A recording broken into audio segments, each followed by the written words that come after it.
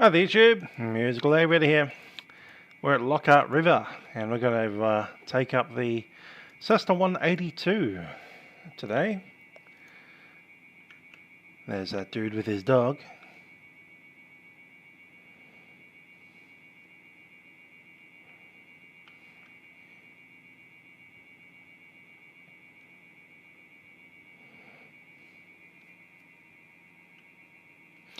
Alrighty, let's head out to the aeroplane. Hi there, Titan Spectre and Lachlan. Hope you're enjoying your Friday afternoon. And happy birthday to Lachlan's mum.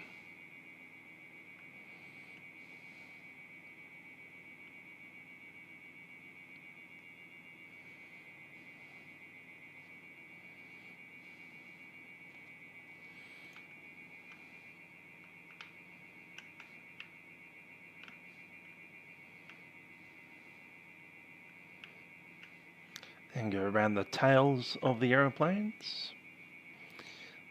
There's that big tail dragging 6-seater that we saw before. I also hope the guy is picking up his dog's droppings. Don't want doggy do over at the airfield.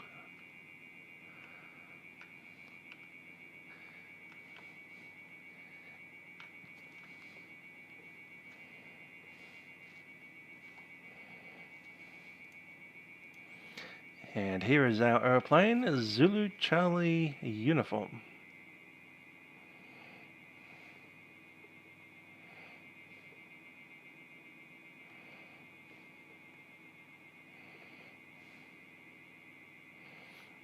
Let's jump on in.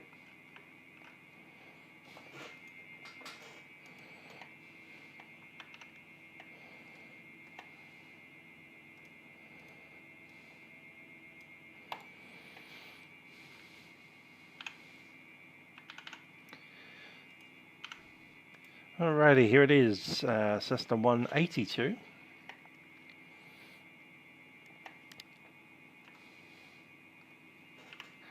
Time to do the walk around. Before we do that, we might as well drop the flaps, so...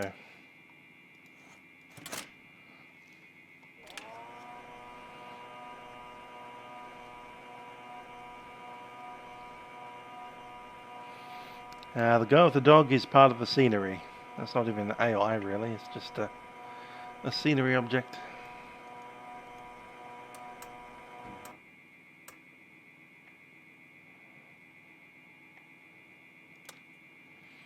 Flaps set, let's go outside.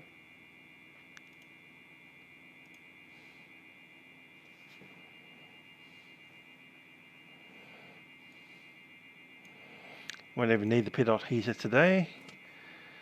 Boot is unlocked because we're going to have to put some tie downs in there. Oh, the tie downs came off when we were walking around.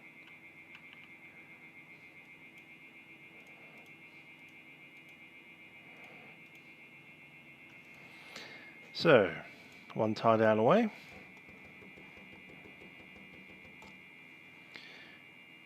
Stabilizer's fine.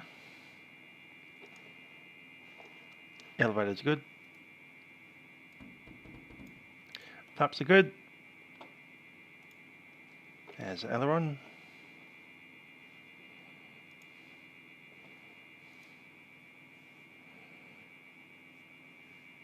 I think it's worth it to get the Flight 1 GTN, but that's because real airplanes that I've flown and hope to fly in the future one day have it.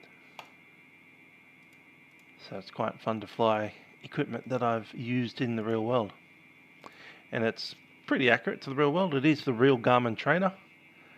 It's a bugbear to find a way to get AirAC data for it because it uses the real world one. But if you have access to the real world database somehow, then yeah. They've got a Navigraph update from 2016. Of course, if you've found yourself inside a real aeroplane with a SD card reader, not saying anything, but you know, that is the same AIRAC data.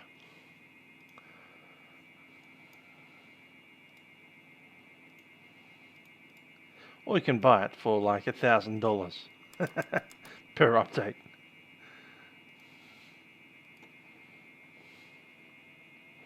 Good stuff.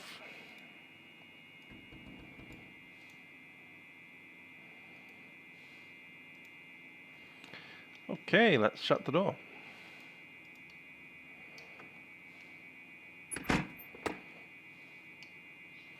Now, one thing about the Cessna 182 compared to the 172, there's actually a lot more room in here than, I mean, I guess it's not all that much more room, but it's another 2 or 3 inches between the seats, and that makes all the difference. It really, really does. It's a lot roomier. It just feels more cozy in a 182 compared to 172.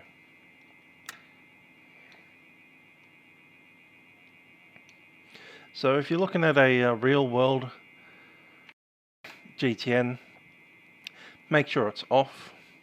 The SD card is right here. You can see the little bit there where you can pull the SD card out. It's a proper sized SD card. In the middle of that we can see a micro SD. So the SD card is a large one. The micro SD is inside the standard micro. So the SD card encompasses the micro SD card. The micro SD card is what the data is on. So if you want AIRAC data, it's in that. You might find yourself with an SD card reader. On there you'll find a file called worldwide.bin. You might want to copy that onto some device that you own. Make sure you don't tamper the file, and then chuck it back in. And there's your update.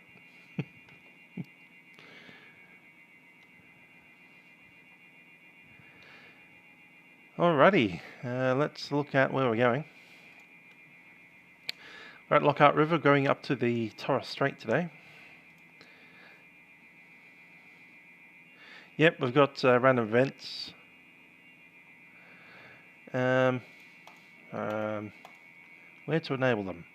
I think it's in some weird hidden file somewhere in the A2A. Settings, 182, input, blah blah blah. Haven't thought about it. There's no bird failures or anything like that though. It's just engine management. The aircraft slowly and eventually builds up time in its engine use. And if you're not using the engine properly, it'll do weird things to you. One major thing that it does is if you're running full mixture during taxi, you may end up fouling the spark plugs. Then you have to go into the hangar to fix that up. And the hangar is right there. Then you can have a look inside the engine and change pieces of the engine and all of that kind of thing. For instance, you can do a compressor test and it'll show you how much each crankshaft is outputting. You can change the spark plugs, put oil in, take oil out. After a period of time, usually about 100 hours, the oil starts getting darker and you need to replace oil. If you don't replace the oil, then it starts getting more viscous and you'll start ending up with higher temperatures as you're running the airplane. Anyway, it's a good airplane. I do like it. And we have a flight to do. So, leaving Lockhart River, we're essentially just going to fly the 120 miles straight up to Horn Island. This is the Lockhart River, and currently the wind is showing 070. So, be runway 12. So we'll take taxiway out to runway 12, do a backtrack, flip it around and take off. Left-hand circuit. Make our way out on a 330 degree heading. Might as well use the NDB. To be honest, I was just going to track the coastline, not contour fly it, but kind of make sure that it stays off to our right hand side. all the way up to the point where we capture the Horn Island NDB. Then I've got the VTC up here at Horn Island. Horn Island's right there. Probably going to fly over Bamaga and Mapoon, straight across the Endeavour Strait into Horn Island.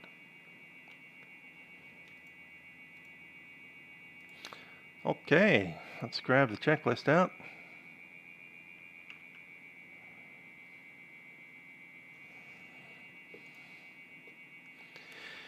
Weight and balance.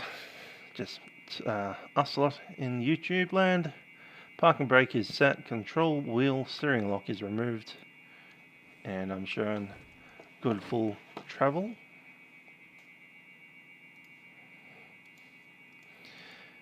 Ignition and master avionics are off. Switches on. Just check the fuel. And we've pretty much got full tanks, slightly being used in the right tank. Static pressure is set to standard source. Annunciator panel. Set the test.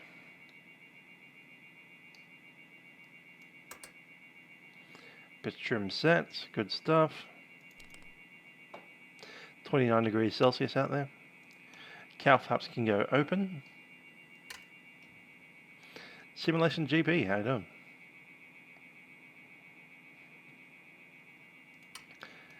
Flaps are fully extended. Elevator trim, set for takeoff.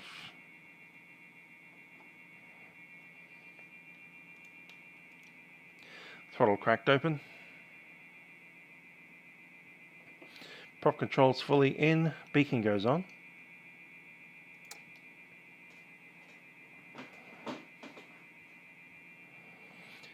Mixture is out. Cow flaps are open.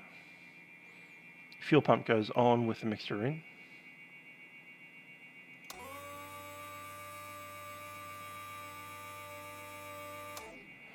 Fuel pump is off.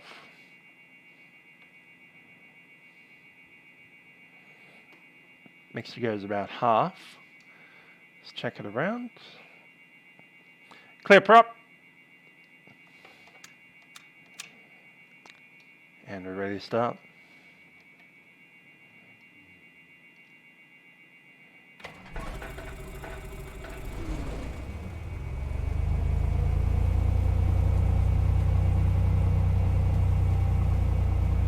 RPM. Avionics are on. Just leading it out a little bit until we get it running a little rough. And back till it's smooth again.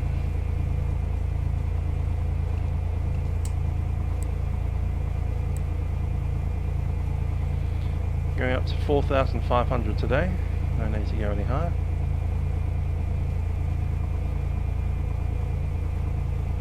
Just going to check the autopilot.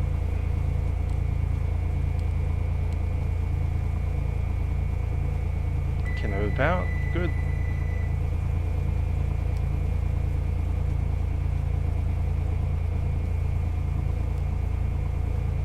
Heading's working fine. Good. Okay, avionics are in. I think we'll just do a direct to.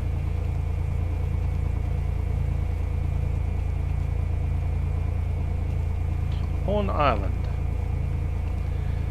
1200 is set. And just bring it up to auto altitude reporting.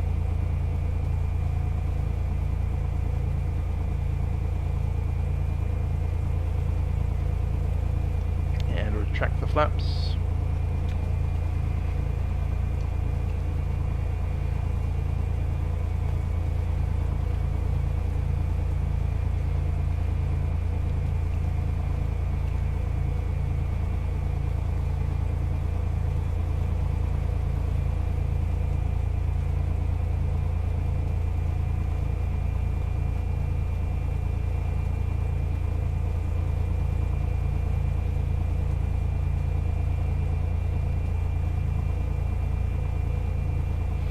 Okay, seatbelts and doors and windows. Leave the window open since it's really warm out there.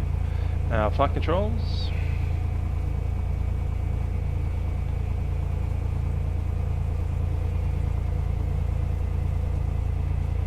Gonna zoom down a touch. Flight controls look good.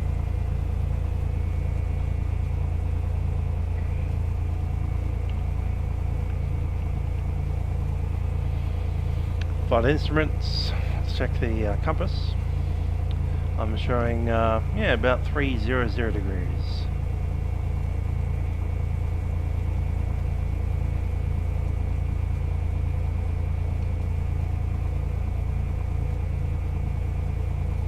That's set. Altimeter.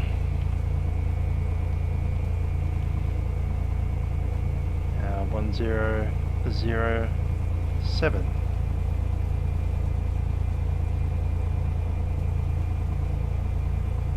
Alright, we'll head out to the runway.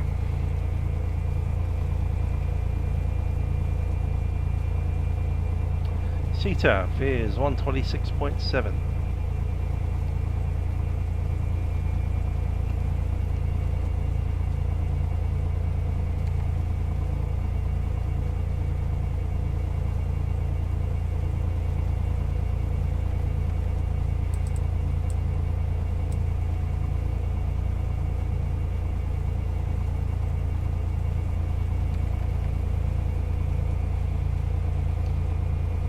Traffic Lockhart River, Zulu Charlie uniform, taxis runway 12. Traffic Lockhart River.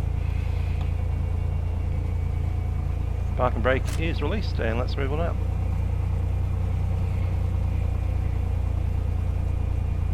Hi there, Simulation GP, how you doing?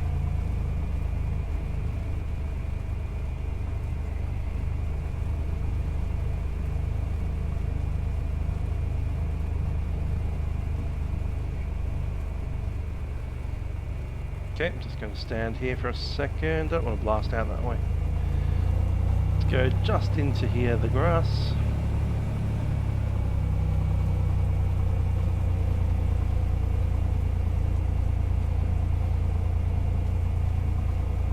Right there. Extra fully rich. Close the window.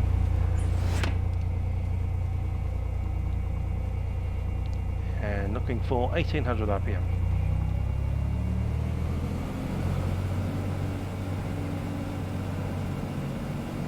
$19 seems fine. Stabilizer. Magneto. 50 drop. And to the right. Same 50 drop. Prop. Prop's good. Second test. Good. And one last.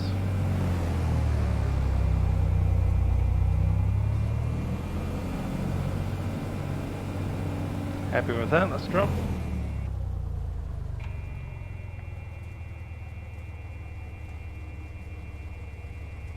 And it's settled at about 700 RPM. Voltimeter didn't come off, and we're good. Okay, 1000 RPM. Lean it off again.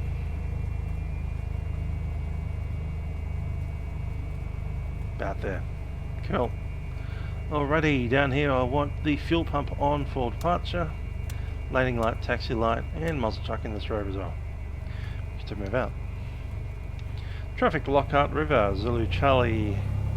Uniform is a Cessna 182 entering runway 12, backtrack.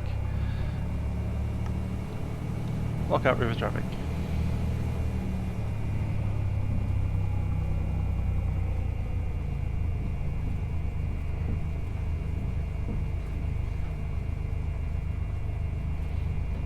Thing with the Cessna 172, you do need a little bit of brake to get the nose around when you're taxiing.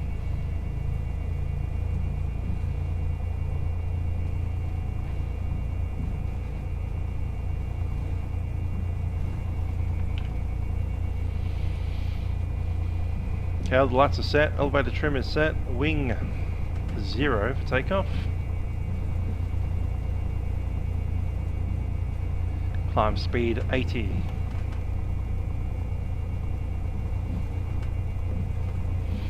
Alright, we sent through the flight notification. Time just coming up on 2:02. It's about an hour flight today. If you're ready, we'll just do a U-turn up here and then we'll take off.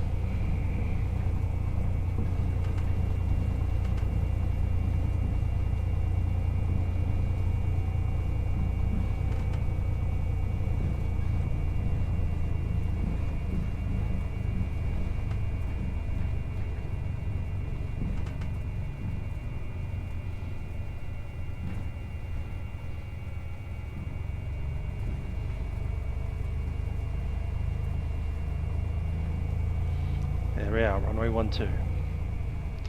Traffic Lockhart River, Zulu Charlie uniform, Cessna 182, departing runway 12, left-hand downwind departure. Traffic Lockhart River. Let's go.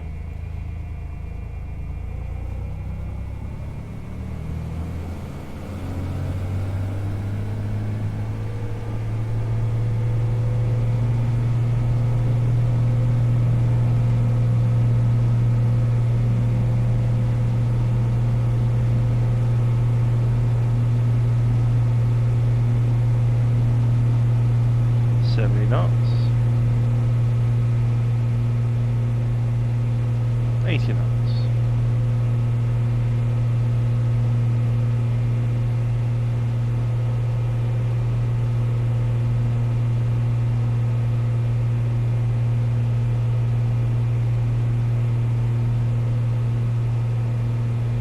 500 feet.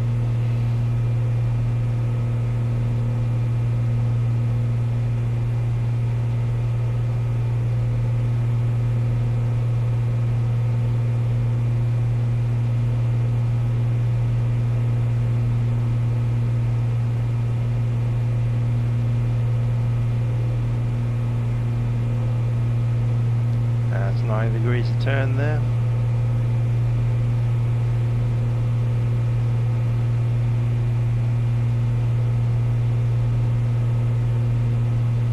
Traffic Lockhart River, Zulu Charlie uniform, turning downwind runway 12, will be departing on downwind, climbing 1,500. Traffic Lockhart River.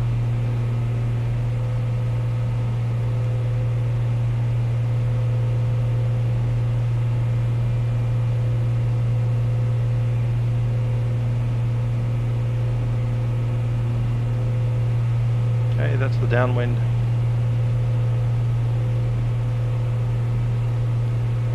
Going to reduce the RPM a little at about 2400.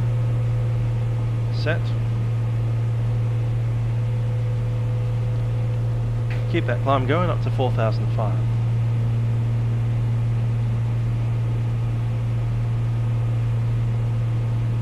Once we're past the circuit area, we're going to turn up the coastline.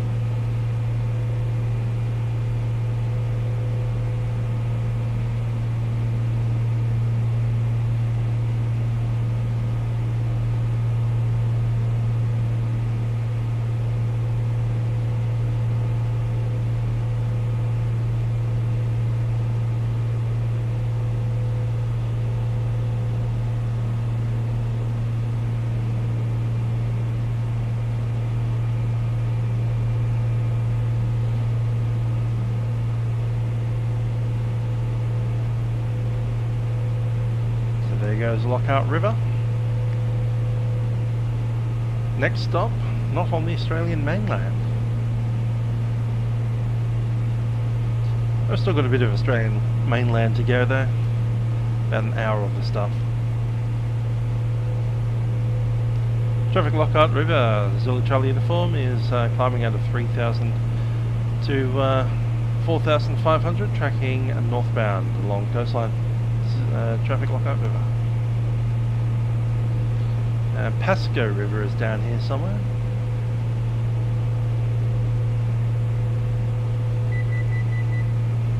Doesn't doesn't seem to be in the air rack. Oh well. Too small.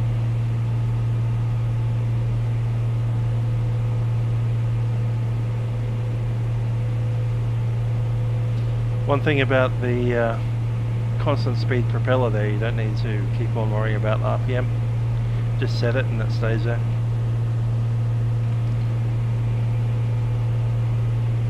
Whereas if you're in a 172 with the fixed propeller, the faster you go, the more RPM you get, and the more RPM, the faster you go. So it becomes a kind of runaway effect where the aeroplane just accelerates to the point that it passes the red line on the engine.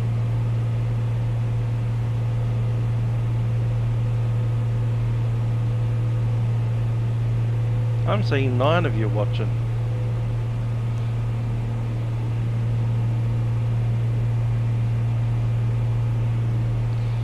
More to the point, I'm seeing Farouk, Rosa, Toilet, Simulation GP and Lachlan.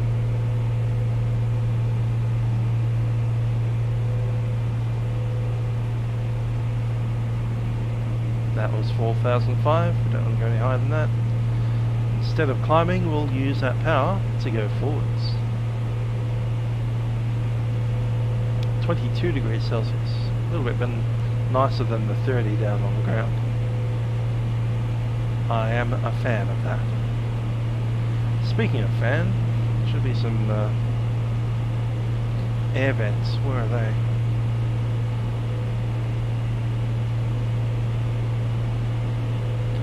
I don't know where the air vents are on a 182. I've only ever flown in a real 182 once, well, 8 hours, but yeah, over a period of 2 days I flew a 182 for 8 hours.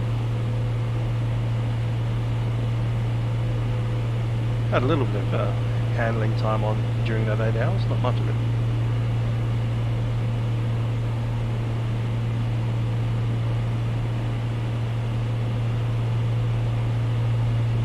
Ah, that's alright, Frog.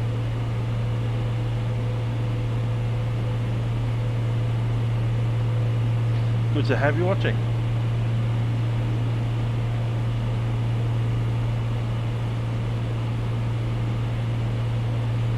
Okay, we're just about.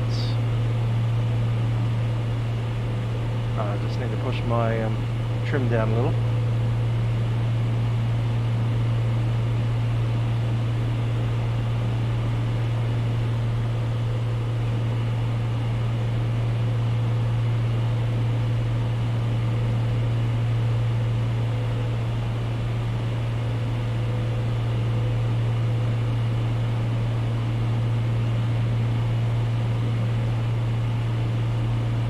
Go back down to 4,500 exactly, probably. Look at that as well. We're probably the only aeroplane out here today, but might as well stick to the altitudes for practice. Speaking of which, we can turn that thing off and those things off. Okay, we're in cruise flight now. RPM is looking okay, and once we're established at our altitude, very close enough, I'm going to come down here and change our EGT gauge, and we'll do a leaning experiment, try and get the engine leaned out properly. So I'm reducing the mixture now. EGT should come up a little.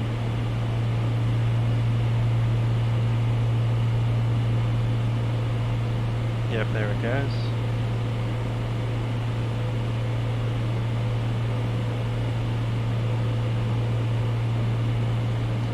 So I want to find out where the EGT is at best, and I might even turn on the auto part for this section because I'm obviously not holding altitude properly.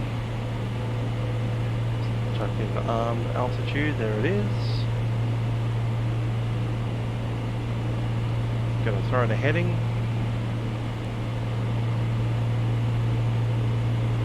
Might even go nav for the moment.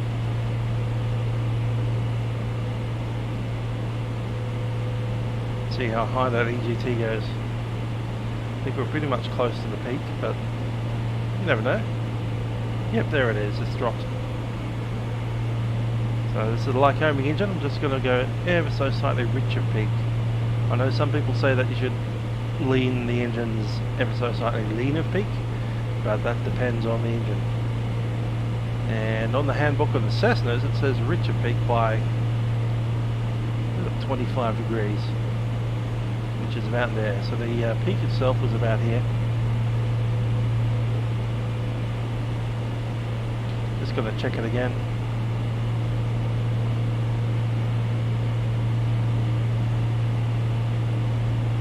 That's peak, pretty sure.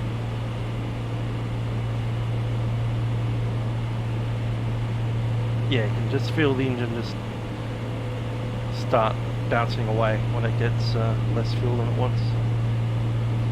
Just get a little bit more vibration in there. So I'm just going to push it down a little bit and then back over the top. Get it 25 degrees away from there. Should be right on there.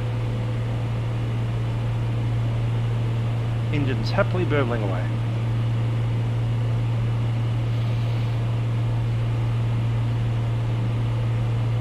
And we are on autopilot now, so quite happy with that. Turn coordinate is right in the middle.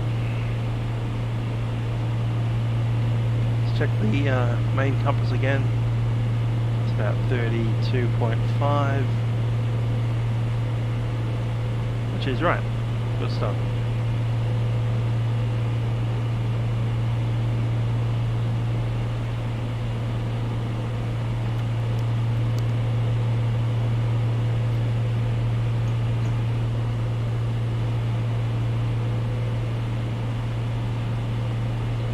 Okay, it's time to throw away some charts. Don't need that one. Still need to keep that one, and that one, and that one. Up at Horn Island, temperature's 32, although it's descending. Horn Island, wind 280 at 8 knots. And we do have runway 26. That's the worst option. Can we do 32? Still not a great option. 18. Darn it, we'll have to live with it.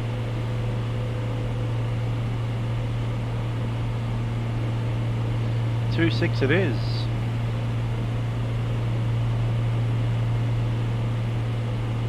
8, 9, 10, 11, 12. So that's 40 degree off. That was 20 degree off. Alright. So it'll be runway 26. We'll have to land on that one, backtrack all the way, and then down the other runway. So it's the longest option of taxi, but what can you do?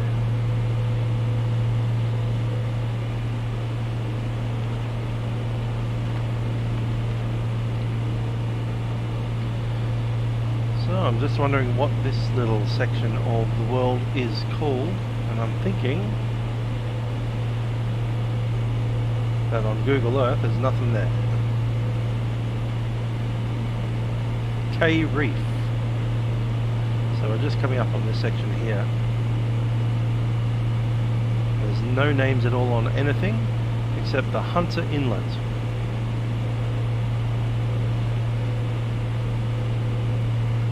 No, I'm not using SingBrief, I'm using VTC charts, and in that case Google Earth, but we're essentially using that.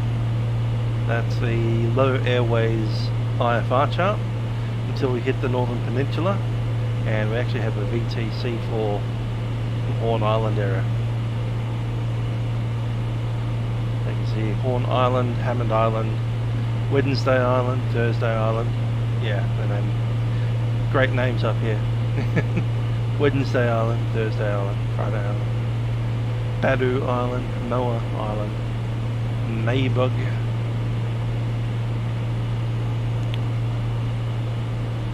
Narrowgal. But yeah, we'll be flying around the Torres Strait Islands a little bit next week sometime. Today we're just positioning ourselves onto Horn Island in the 172, and then we'll see if we can do some island hopping next week. some of the Torres Strait Islands. Very small runways up this part of the world.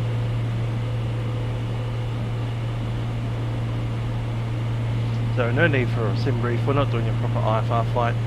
We're filed as a VFR aeroplane. We're flying at a VFR altitude. Is there a Clarkson to go with Hammond? Maybe a James May Island as well.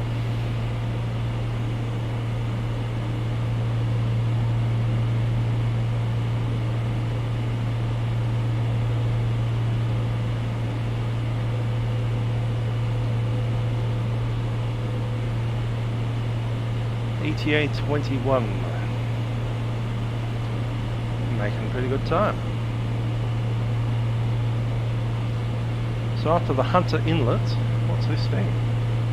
That's Olive River and Tyrrell Reef. And we need to worry about navigating around this thing.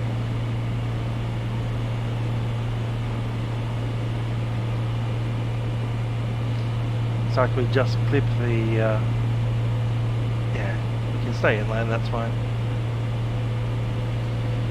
No need to go gallivanting over ocean. We don't have our life jackets anyway on us. It's probably a bad idea.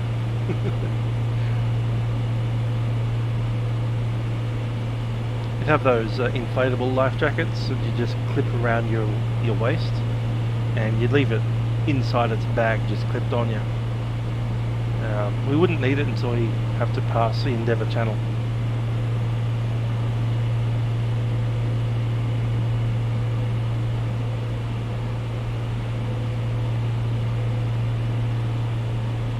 As we go further north, we've got, well, we've already passed Pasco River quite a while back.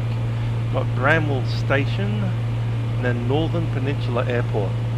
That's a relatively large established airfield. There's no scenery for it in OZX. We just have the basic stuff from the FTX Australia 2. And then we have Horn Island, which will be a proper airfield. You can see the scenery links below.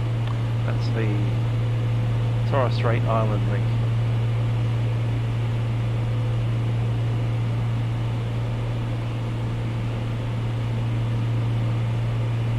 That's Olive River right there. And there's the Tyrrell Reef.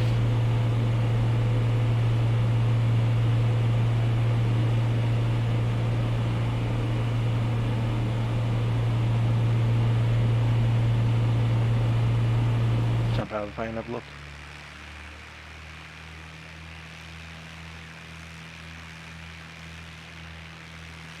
Pretty flat, not much happening up here. Lots of trees, probably some mangrove forest near the river. Very tropical up here, and of course the Great Barrier Reef, which pretty much prevents any kind of shipping happening up here. That's why there's no, well, hardly any coastal settlements. There's just no point putting a coastal settlement here, because you can't get any ships into the place. Because that Great Barrier Reef there is just, you know, it's just a hazard to shipping. Here OZX died. Some of their stuff is on random drives, so if you want to see the scenery that I'm using, look into the description below when you can see links. Some of that's OZX stuff, so you'll see links to like Dropbox and Outlook Drive, Microsoft Drive. That's all we've got of it now.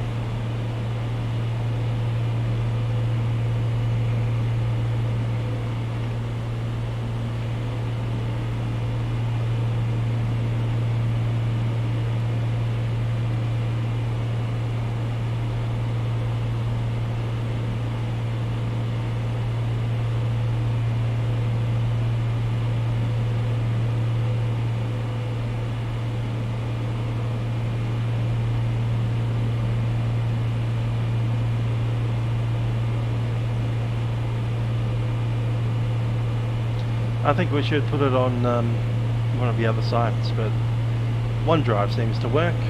Why not?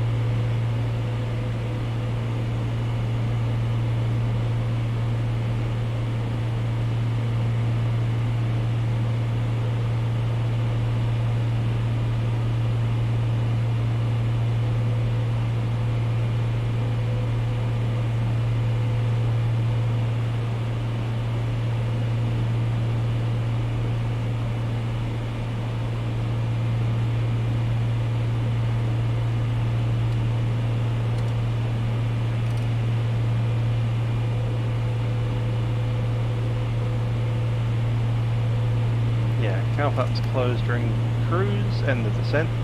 We need to reopen the cowl flaps for landing.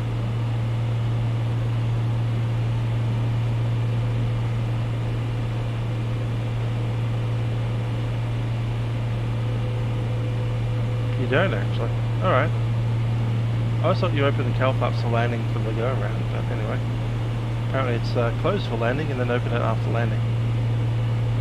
Unless you go around, in which case it is everything forward, you put the cowl flaps.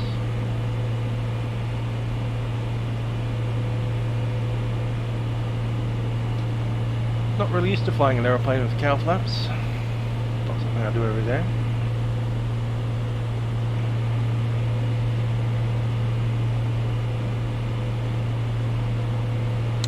Now this particular registration, Zulu Charlie uniform, the aircraft's the RMIT Victoria University, and it's based in Point Cook most of the time. So it's a bit far away from Homer here in the very far north of Queensland.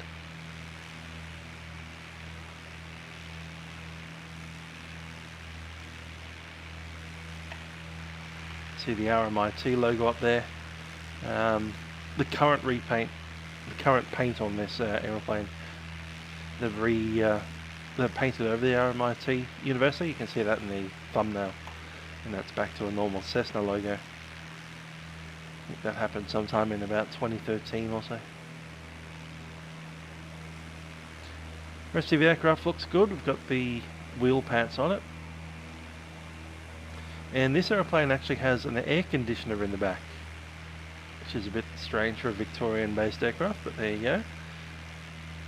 It's actually quite rare to have air conditioning in an aeroplane this size, but yeah, they've actually chucked in an air conditioning system right in the back here, and you can see the little yellow sticker around it warning you not to obstruct the airflow. Unfortunately, there's no actual air conditioning system depicted, because you know, you can't change the model. But in the real aeroplane, if you look really closely, there's a little vent right about there in the back of the fuselage, just behind the window, and that's the air conditioning.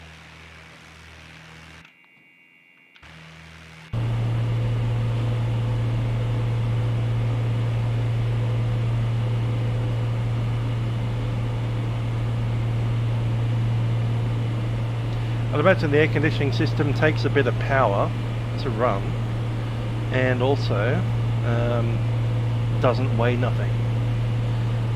So I'm imagining it does reduce the useful weight, useful load available to the aeroplane.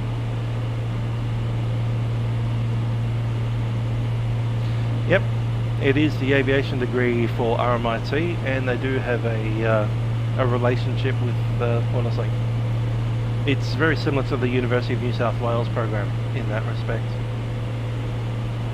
So if Uni of New South Wales or RMIT here in Melbourne have a very similar relationship with Qantas.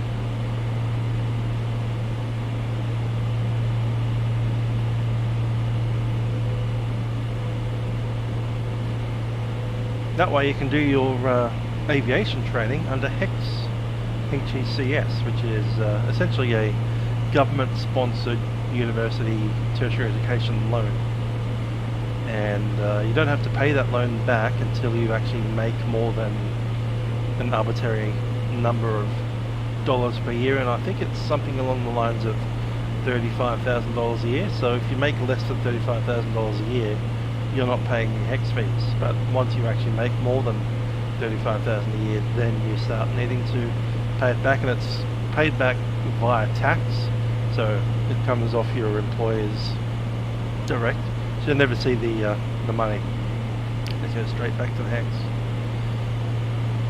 But yeah, probably a useful thing if you're an Australian citizen. Apply via the hex fee, and you'll get yourself a university degree plus potentially first bid at an interview with Qantas.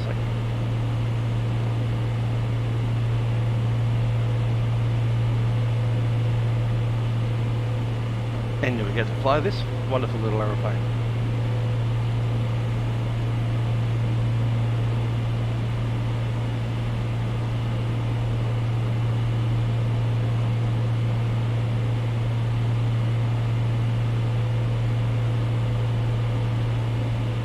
Look at those wonderful mangrove forests down there.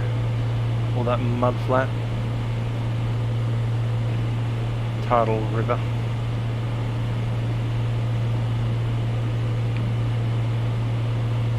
And hardly anyone living up here, because there's nothing up here to do. No industry, lots of national park.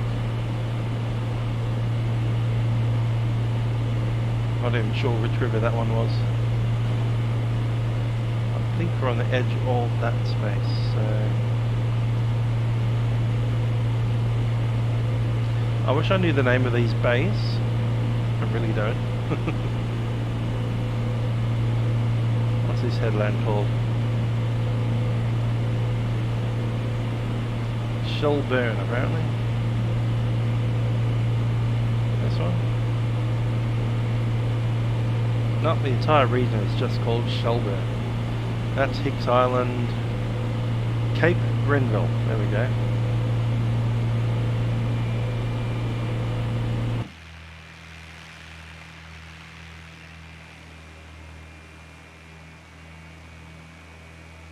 Cape Grenville all the way out there somewhere.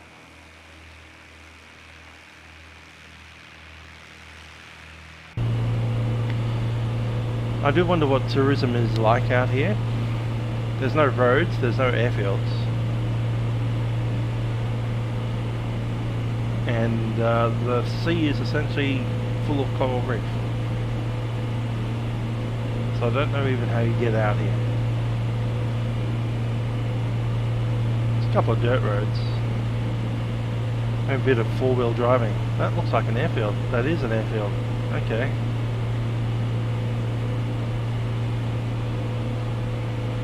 Guessing that's Bramwell Station.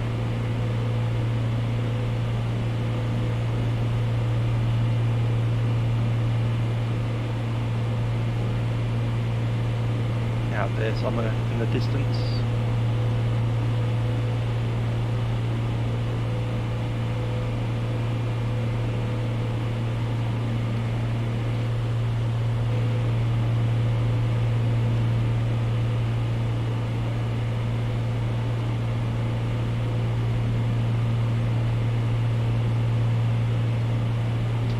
That's one advantage of having an aeroplane. You can just fly over that stuff. You don't have to worry about getting bogged in there.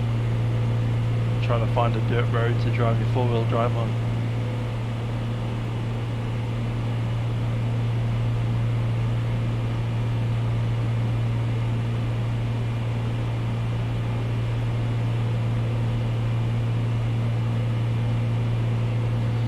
There we go. Garden River, and that road has come to an end. You can proceed no further.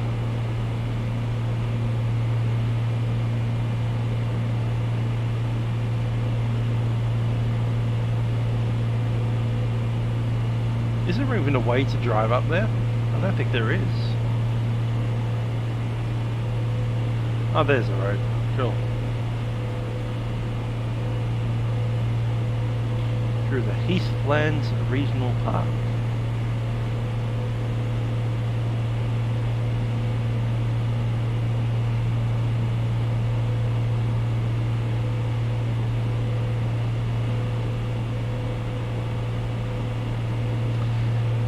Yeah, the November is pretty much the Gold Coast, because November is when schoolies is on, so why not use that as a theme? Pity we can't do the Country Music Festival at Tamworth, because that'd be like last week. Oh well.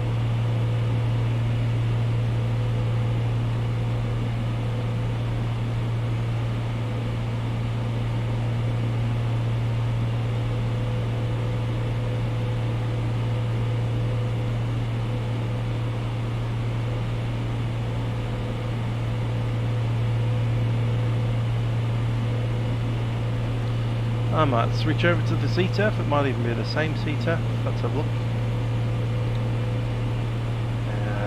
Horn Island, CTF 126.5.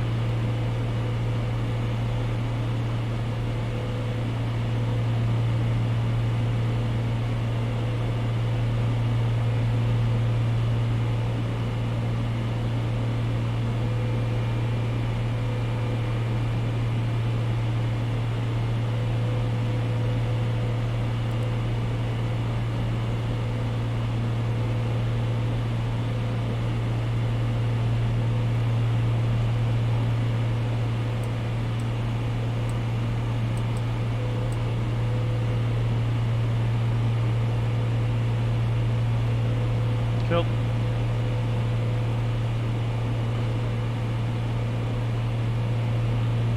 Yeah, if we had an engine failure now, we'd probably find somewhere nice and flat to land, because there's lots of flat land, and then we'd spend several months out here.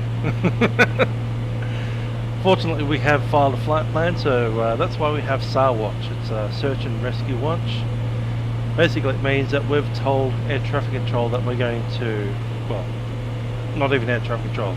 We've told the SAR Watch people, probably via telephone on the landline down in Lockhart River, or perhaps by the Telstra 4G, that we are flying to,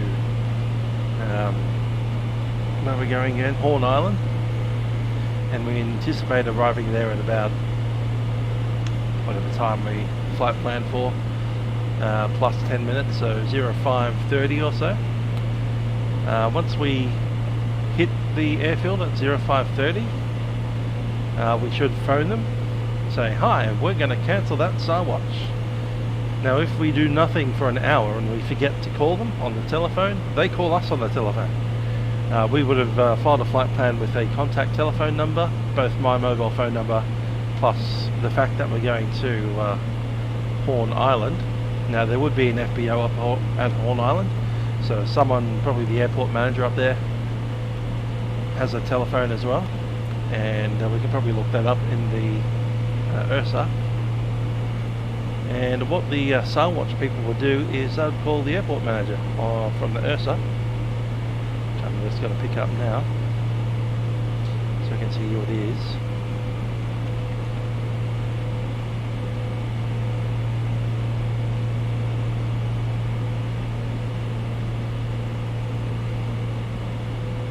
Go, handling facilities, open 2000 to 0800 Monday through Saturday, so they don't work on they do work on Sunday, just they knock off an hour early. There'll be a phone number in there for the something, there it is, phone number for the airport, 40691314. So for instance, if we were more than, I think it's 45 minutes past our SAR Watch time, air traffic control will, well, not air traffic control, SAR Watch people will call up the pilot mobile phone, and if there's no answer on that, they'll call the guys at the airport and say, hi, do you have an aircraft there that's a Cessna 182 with the registration Zulu Charlie uniform on your field right now? And they'll say yes or no, and if they say no, that's when search and rescue operations begin. So they'll probably organise for some kind of other aeroplane to leave wherever they have a SAR Watch area, probably up in the Torres Strait Islands is actually the closest one, and then they'll just basically fly our flight plan and see if they spotted anything odd, like a fire or a wrecked aeroplane, and yeah, hopefully find us. So with any luck, if you stay with your aeroplane, you should be rescued within a few hours of touching down. in the middle of that forest. There's the road. Clearly now, if I was having an engine failure, I would want to fly and land somewhere near the road, because that road might not be very well travelled, but at least it could be travelled. There might be someone driving on there. Might only get one car a day, but it's better than none. It's better than putting down somewhere out here in the middle of the trees where nobody can see you. And the other obvious option is putting down on the beach so that search and rescue guys can quite easily see an aeroplane sitting there on the beach and go, that's not a normal place to put an aeroplane. Let's go investigate that.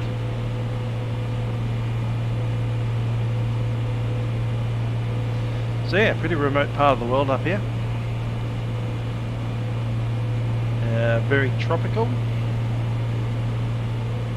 Really, with the Great Barrier Reef out there, it's difficult for shipping. And as a result, no one lives up here.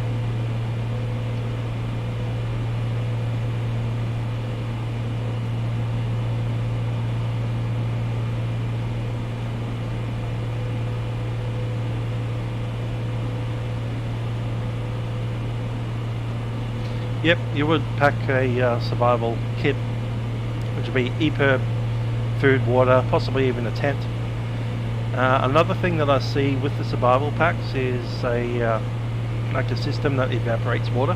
So even if you get bad water, for instance, if you ended up having to put down on the beach, say, and the only source of water you have is the sea, you can at least get fresh water out of the evaporation. So that's an option. Sleeping bag, some way to fend off a crocodile, because I can bet you bottom dollar that there's crocodiles out there. Sharks in the sea, crocodiles in the rivers. It's Australia, what can I say? Crocodiles in the rivers, probably some really chunky beetles, bugs that are about the size of your hand. Yeah, all that wonderful Australian stuff.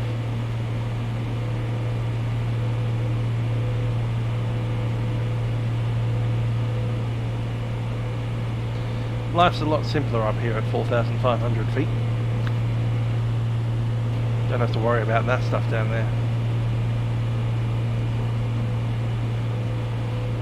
Imagine being Burke and Wills, cutting and slashing away through that forest trying to find the top end of Australia on foot. That said, Burke and Wills were a little bit not particularly good at their exploration job. They discounted Aborigine settlements. They went around them instead of through them. I mean, if I'm walking through here and I hadn't seen another human being for weeks, and I came across an Aborigine settlement, well, I'd probably say hi.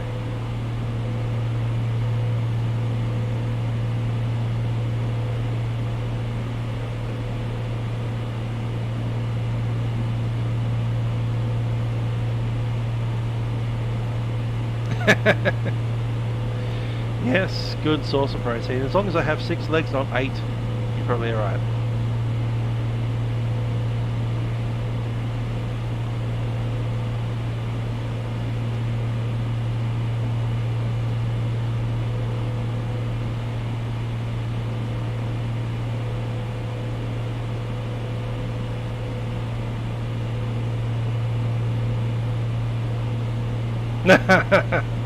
Yes, very funny.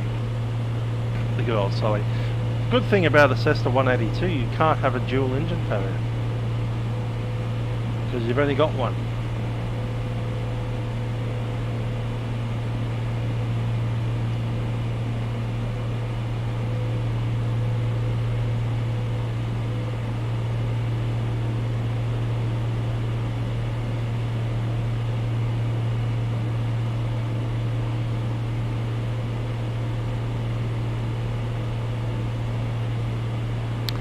Obs meter just barely ticking over for the first 1 hour.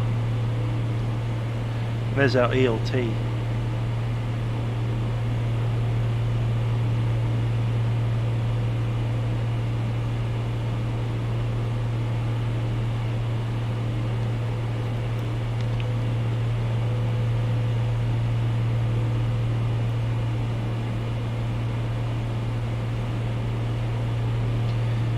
To be honest, this is actually a rather boring flight. There's almost nothing out here to do. I can't even point at land features and go, hey, that's blah blah blah. Because according to Google Earth, or Google Maps at least, nothing out here has a name. It's like, here is the random bit of forest. And the random bit of coastline. And a river that has a name. Cool.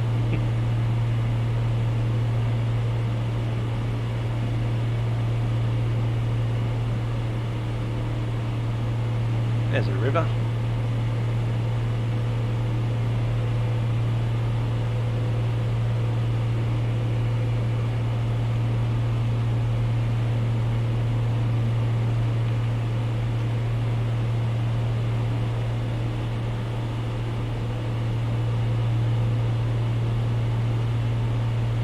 Apparently that's the Jardine River, I think.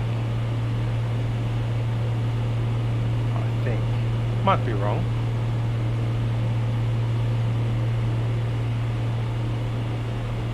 It seems about the right position. Certainly the Jardine River National Park, so yeah, I reckon that is Jardine River.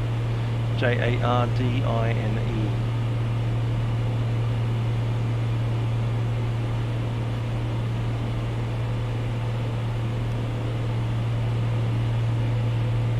That space right there. The Jardine River. Let's go into the real view.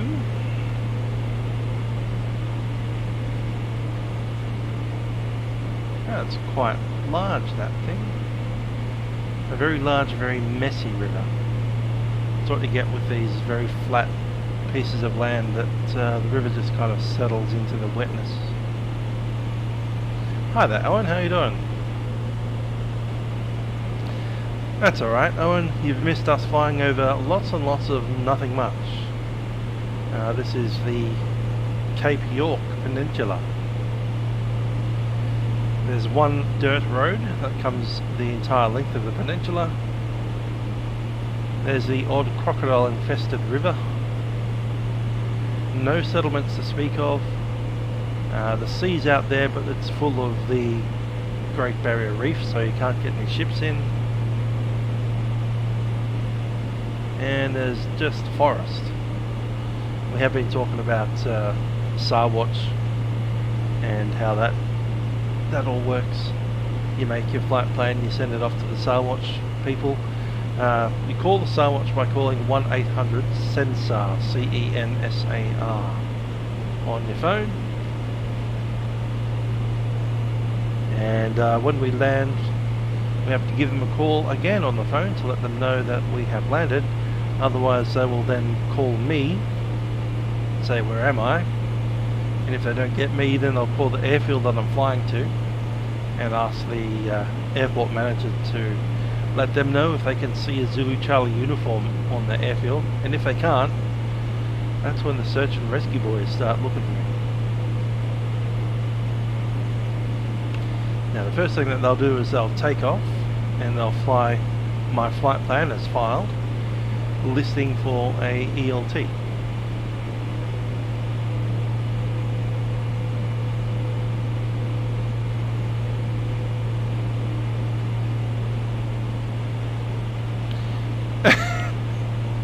Broke the toilet in turbulence.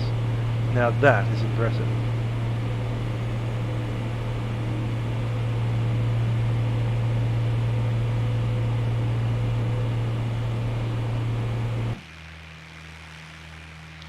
So yeah, Zulu Charlie uniform, Cessna 182 with the wheel pants on it. It's a fixed wing aeroplane. This aeroplane lives at Point Cook down in Victoria. and it's part of the RMIT University. So Royal Melbourne Institute of Technology. And RMIT University have a aviation course, so you can essentially go through the university acceptance hex fee, and at the end of it you'll have a commercial pilot's license and an interview for quartersafe.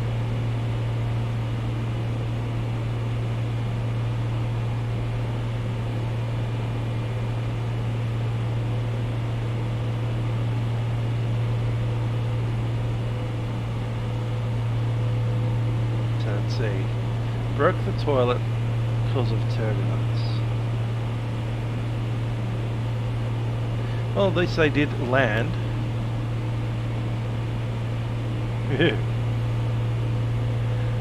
Toilet is one thing, but look at that brown stuff on the roof.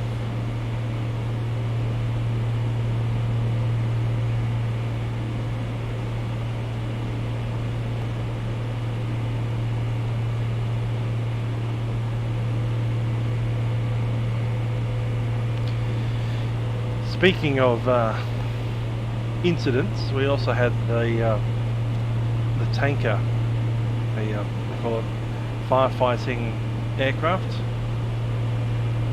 here in New South Wales, crashed. Not sure what happened there. Possibly mechanical, could be anything. They haven't even figured it out yet. But you know, could have been turbulence, could have been who knows what. These fires down in Australia are creating their own weather, so fire tornado. Get one of those in your C130 Hercules, you know all about it.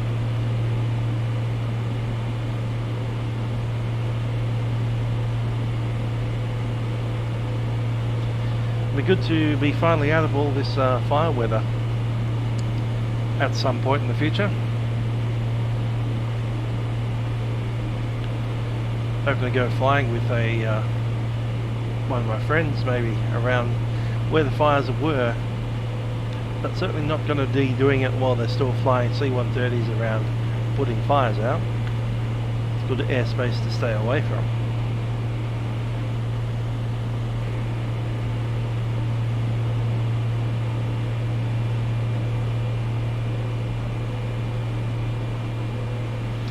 Yeah, that Coulson C-130, one of them came down to, well, it's been at Avalon Air Show several times now, and I even got to walk through the plane. I'm not sure if it was that one or I think it was number 3, but the one that crashed was number 4. Big number 4 painted on the back of it. I've been inside number 3 before. They were stationed up in Richmond Air Force Base, which, as most of you may know, is a location that we fly Hotel Tango Mike out of, the Piper Cherokee.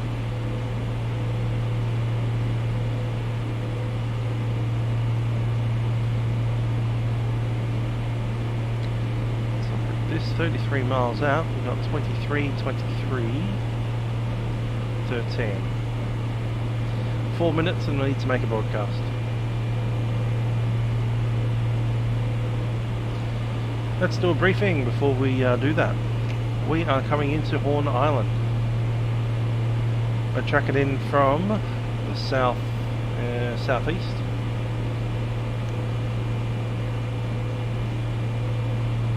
And Horn Island's down here.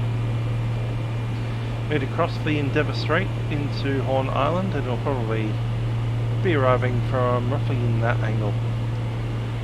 So over Bamaga and New Mapoon. I have some interest in diverting our course slightly to the north and hitting Peak Point. In fact, we might even hit Cape York. Peak Point's better. So I'll hit Peak Point, and then we'll probably fly over the top of these islands so we don't have to make the full dash straight across. To stay inside a gliding range as much as possible, up at 4005, and then we'll descend over the top of the field. Once we come into the field, we're using runway 26.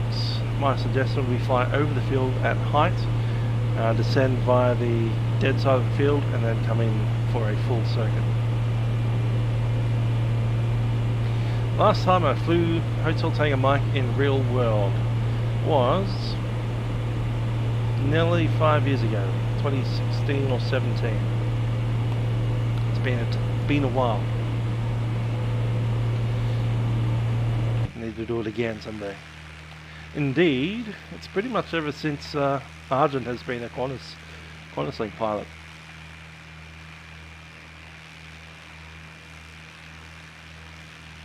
There's the Northern Peninsula Airport.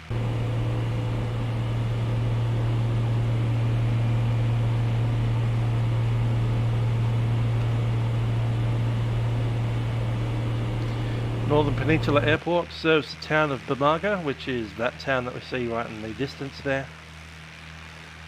They have Regional Express flying to Cairns, and they have Skytrans flying to Horn Island. So Skytrans down at this location, then you can take Rex down to Cairns.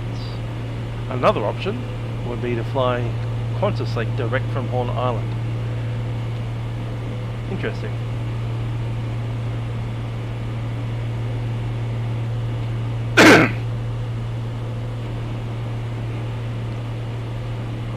Yeah. There is the airfield, Northern Peninsula Airfield, and Bamaga Township just beyond it.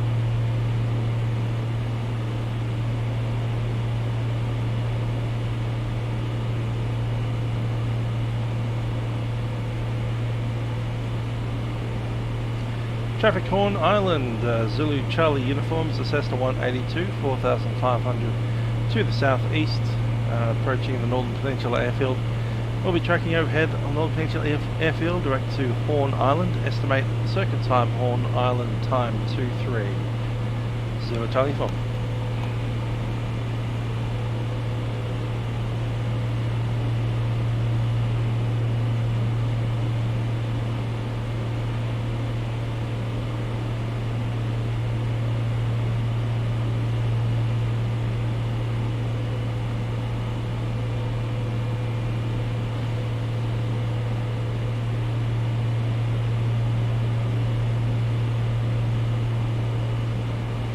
Yes, a human civilization. And this is more Torres Strait than it is Australia. Technically it's on Australia, but you know, these people interact via boat with the islands. They don't drive on that dirt road for days to get to Cairns.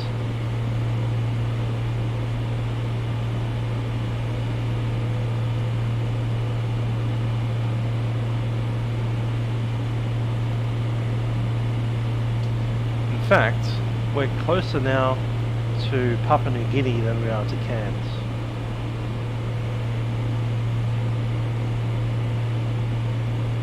There's Papua New Guinea right there. Look at that.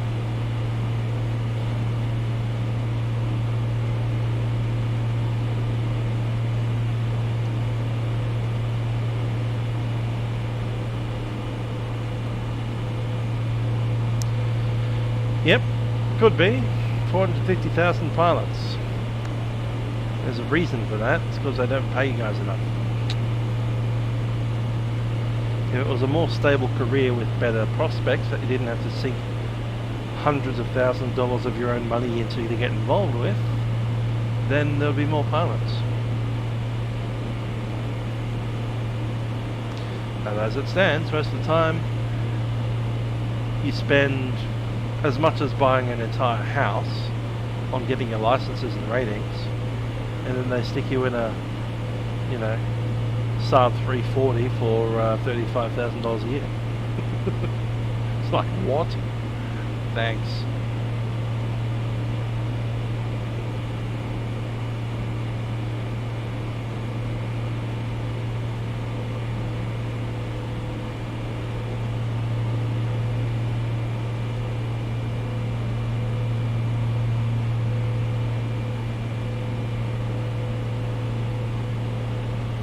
Okay, we have the island in sight. It's a large one straight ahead. 23.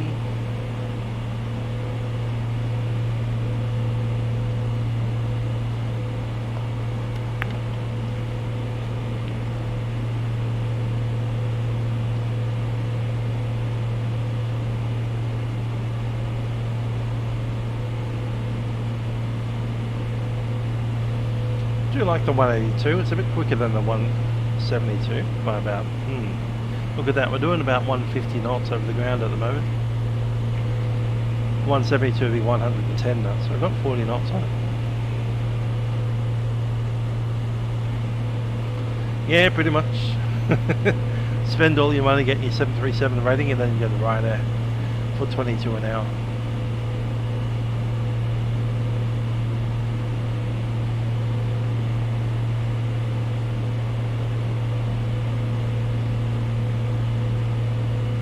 That's true, there is a good career progression, so once you get to the top levels of a good company, then you'll be making a lot of money.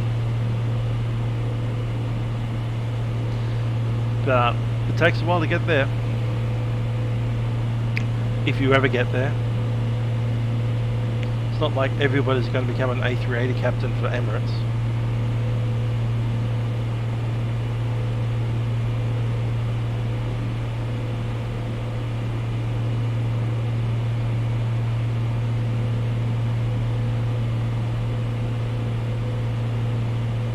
Alright, I'm going to disconnect the auto part and we'll hand fly it down from here.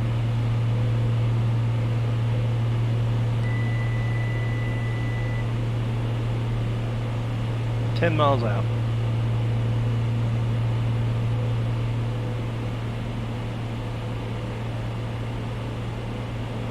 It's actually going to be less than 1 million. What are we, 70 cents to the dollar now? Not even, 68 cents roughly. So 68% of whatever he said.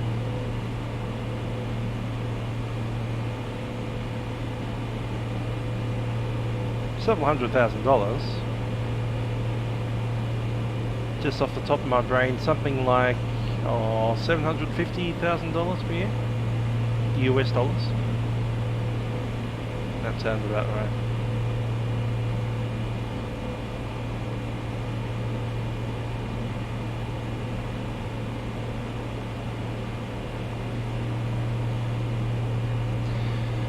Airline progression, as you said, if you want the top job at the A380 captain at Emirates, you have to go and live in the Middle East, don't you? Ha ha ha ha. Whereas if you want to stay in Australia, flying domestic stuff, you're not going to get that much money for flying 737s around, are you?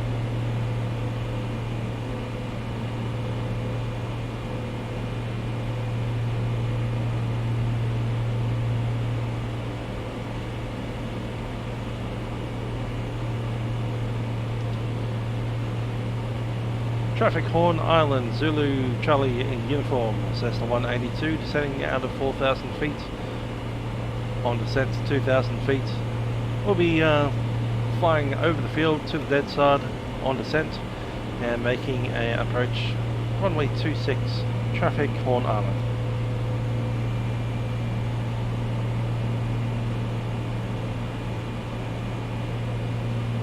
I think I'll stay here at about 4,000 because I want to stay inside gliding range of the fields. So at the moment, if we needed to, we'd just land on that island right there. I just don't feel that we're right inside gliding range to Horn though yet.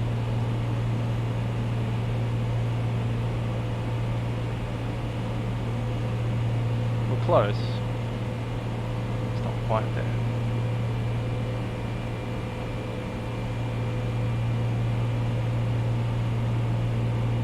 Alright, I'm pretty happy with that.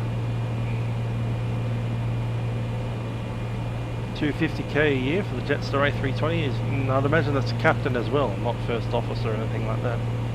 Certainly not a first or second year first officer.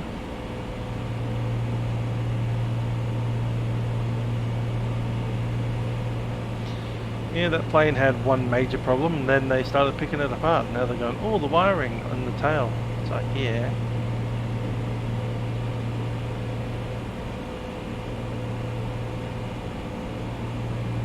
The wiring in the tail could start a fire. Well, that's not what causes the crash, is it? But it could.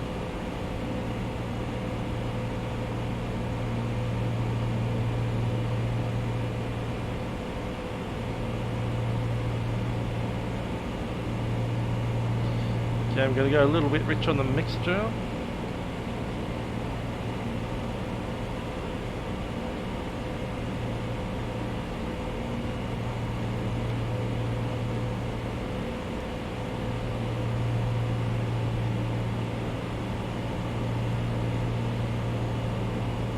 Airport's in sight, straight ahead. Flying over it, into the dead side, descending down to 1,000 feet and then rejoining.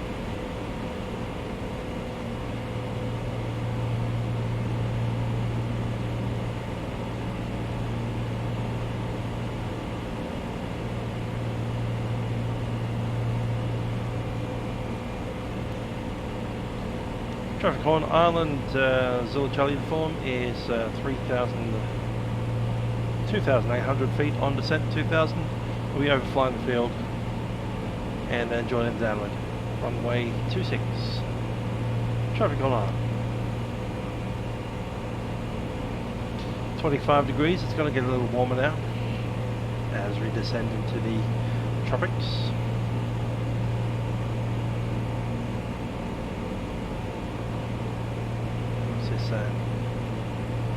There's no airspace, it's just a sea tap.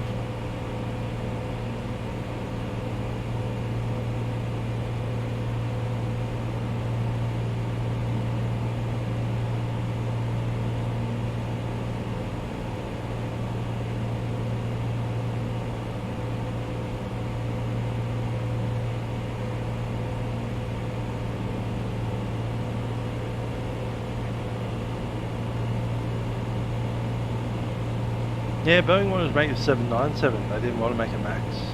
And then, not just American, but also Southwest Airlines said, we really want these engines, and we're going to place a massive order of like thousands of planes if you give us the new engines. If you don't, then we won't. We'll buy Airbus. So Boeing came to the party. Okay, that's our destination right down there. Out of 2,000 feet. Gonna go mixture fully rich. Let's do the brakes. Brakes are released. Undercarriage is fixed, mixture is fully rich. Fuel pump goes on, along with the lights. Fuel set to both. Just checking the quantity. Looking good.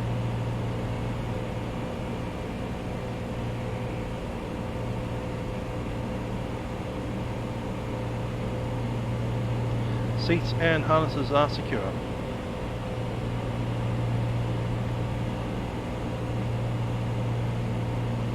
Keep that descent going.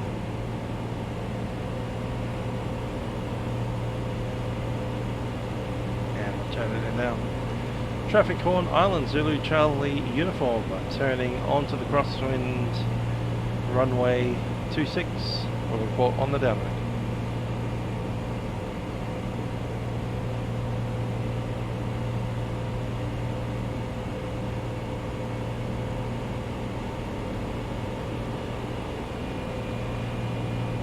Want to be.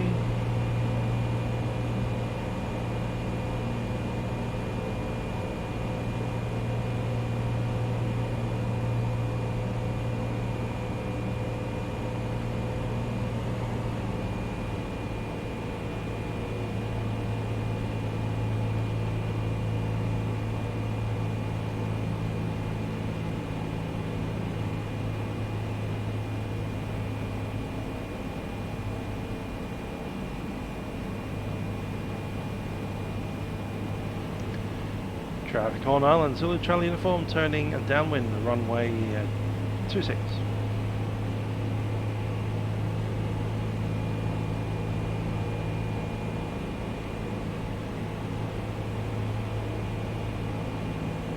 Props are fully forward. There's 1,000 feet.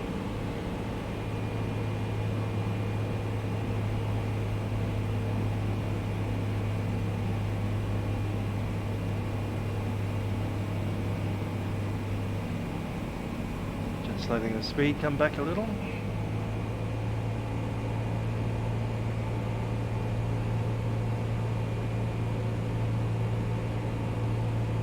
And we are being the touchdown zone. We do want to land early in the field, so no floating.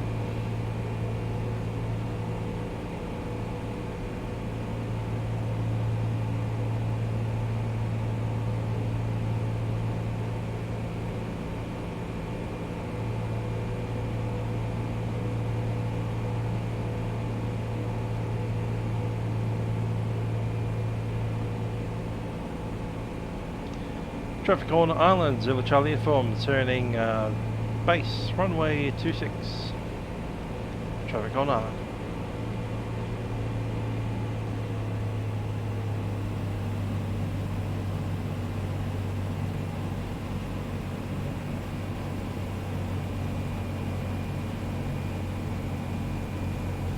Inside the wide arc, flaps 10.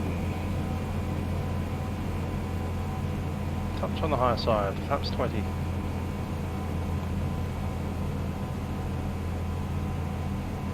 Traffic on Island, Zulu Charlie informed, turning final, runway 26.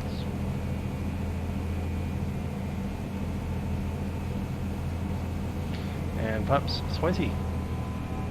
30, I mean.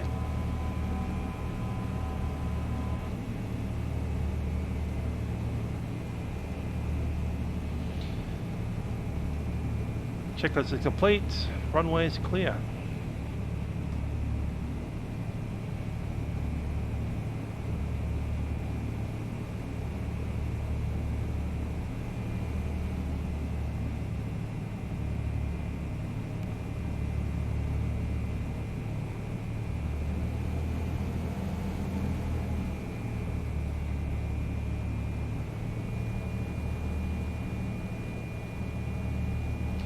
There's 70 knots.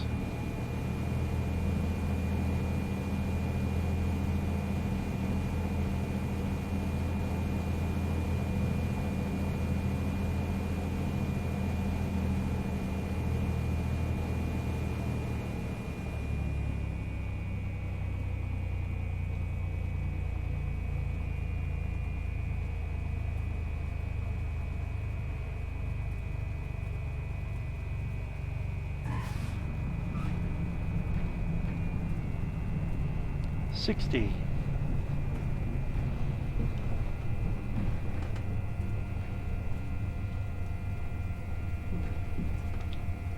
Traffic on Island, Zulu Charlie uniform, backtracking runway 26 at midfield.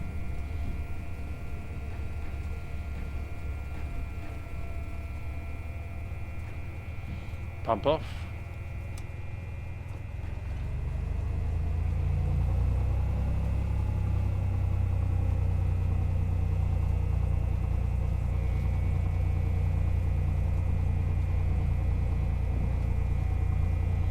Lights still on.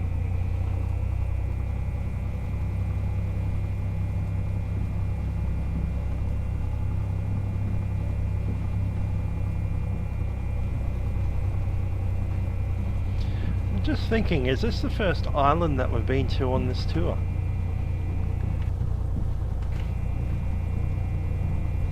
I think it might be. I need to review that.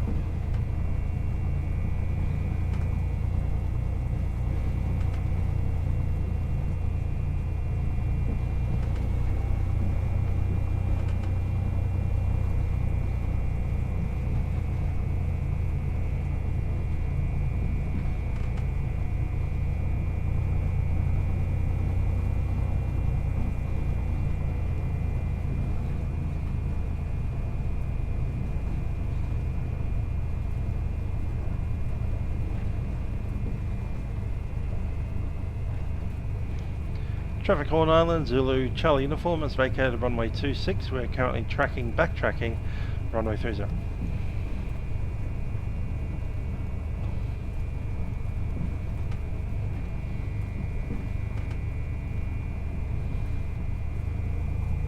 Let's get the window open. That's warm out there. Flaps coming up.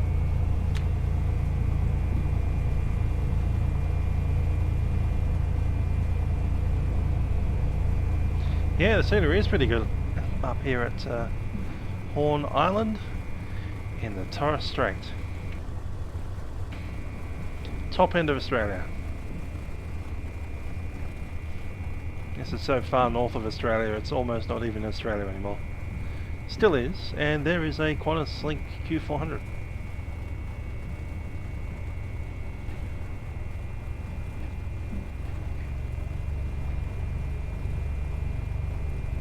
I think I'll park next to this other one, so 182.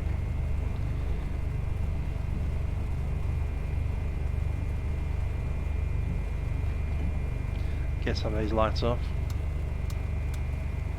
Beacon on, strobe off.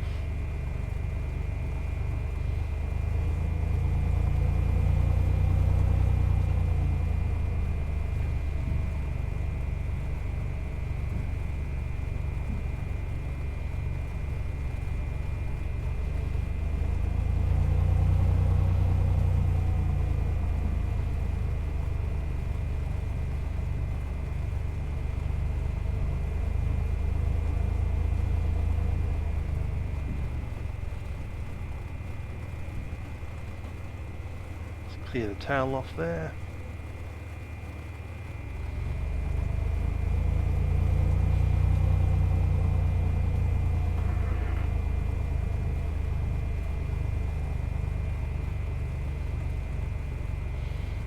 Looking good. Parking brake set.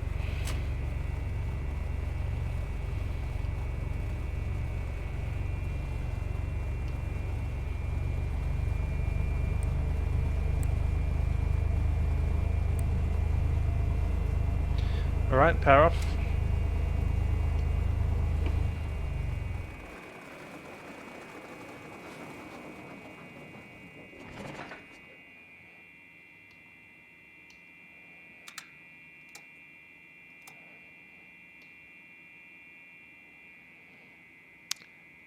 To get it tied down.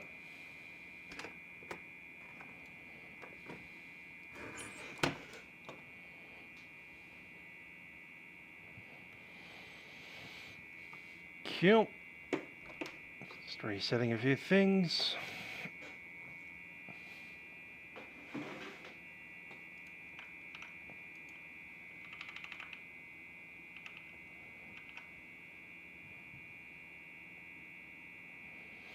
One good thing about the Cessna 182 is the wing is ever so slightly higher than on the 172. Now this guy's got a heap of headroom clearance. With me, I can stand about there. My head will be compressed, touching the top of the wing, because I'm 6'2", and this guy is about 5'8", 5'9", something like that.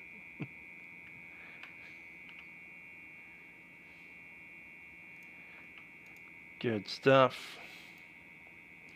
Alright, let's get the aircraft door closed.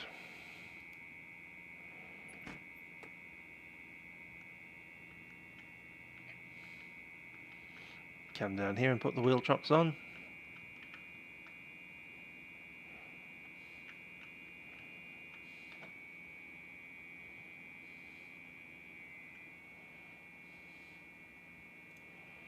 Cool.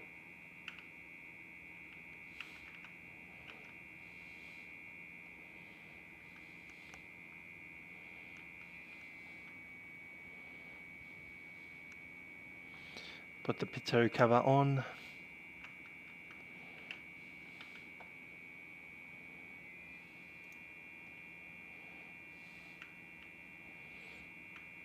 And the tie downs.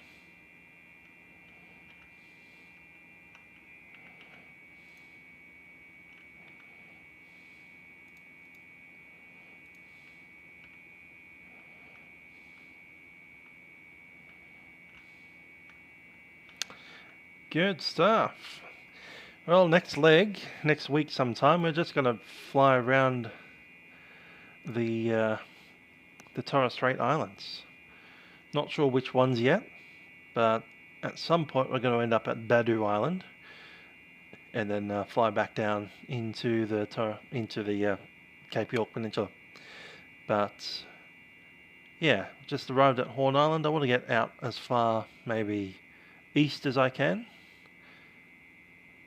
There's Hammond Island, Horn Island, Zulin Island. I think another island that I was wanting to do is Murray. This one, Murray Mer Island. That's almost as far east as you can get and still be inside Australia. As you can see, if you extend your downwind, you're actually inside Port Moresby airspace. And the other one might be Saibai or Boyugu Island. I'm not sure about scenery up there. I'll just need to check some of these airfields for scenery. because I don't want to go to a airport without a runway there of nothing except a grass runway. Some of these are just grass runways, but if we get some good scenery for these, we'll get to them. I know Coconut Island's got a good one. So does Yam. So does Badu. I've been having issues with my Murray Island scenery. I just need to fix that, and maybe one of the other. I think York Island has some as well. So yeah, we'll check out what we can do with the Torres Strait. Probably do a bit of island hopping for the next one. Sometime next week. Maybe Wednesday, maybe Friday, maybe Sunday. One of those. Once we get out of there, Badu Island will probably hit Kuban. And from Kuban, I'm looking to come down to Weipa. And from Weipa, Purrumpore, and then all the way down past Normanton to, which one is it? It's towards Mount Isa, but it's not Mount Isa. Century Mine, there it is, and Dumuji. So we're going to probably fly out of Pomparu straight to Dumuji without stopping. We might just do the whole coastal line straight to Dumuji. And then Century Mine, and then Mount Isa, which is right next to Cloncurry, which we were at not long ago. And after Mount Isa, we're going to head over to Tennant Creek in the Northern Territory, and then bounce around the islands. Probably Groot Island, and then up into places like Meningrida and Croker Island. So yeah, that's the plan for the rest of the tour coming up. Next week, Torres Strait Islands.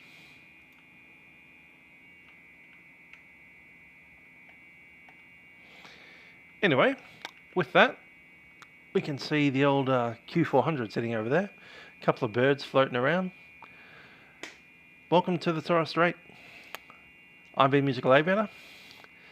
I do hope you've enjoyed flying in the Cessna 182, and I will see you guys next time we do decide to fly. Till then, ciao for now. Bye bye. Also, have a great Australia Day.